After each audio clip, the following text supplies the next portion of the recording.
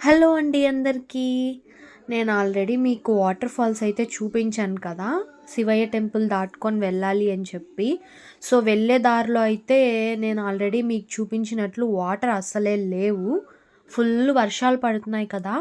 So, ఎలా water వచ్చాయి, ఏంటి అని చెప్పి మీకు చూపించడానికి నేను ఈ వీడియో చేస్తున్నాను. వెళ్ళే దారిలో అయితే మా బుడ్డి అసలు కామ్‌గా ఉండలేదు. నడుస్తా ఉందని చెప్పి మా బావ ఎక్కి కూర్చోపెట్టేసుకున్నారు. చూడండి వాటర్ ఎలా వస్తున్నాయో అసలు. అసలు నడవడానికి కూడా అవ్వట్లేదండి ఫ్లో. అంత బాగొస్తున్నాయి. కానీ చూస్తే అంత బ్యూటిఫుల్‌గా ఉంటుంది. చాలా కష్టంగా ఉంది. కింద రాళ్ళున్నాయి, గుచ్చుకుంటాయేమో అని చెప్పేసి మేము భయంగా నడుచుకుంటూ వెళ్తున్నాం. అది కాకుండా ఫ్లో ఎక్కువొస్తుంది. అవి తోసేసి పడిపోయాయనుకో ఎక్కడెళ్లి తేలుతామో మనకి తెలీదు. సో, అందుకని చెప్పేసి స్లోగా నడుచుకుంటూ ఎళ్తున్నాము.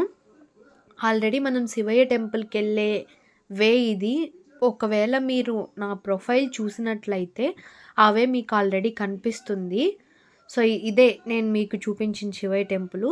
సో, ఆ వేలో ఎళ్ళేటప్పుడు ఉన్న వాటర్ మేము వెళ్ళడమే ఈవినింగ్ వెళ్ళాం 5:30కి అలాగా.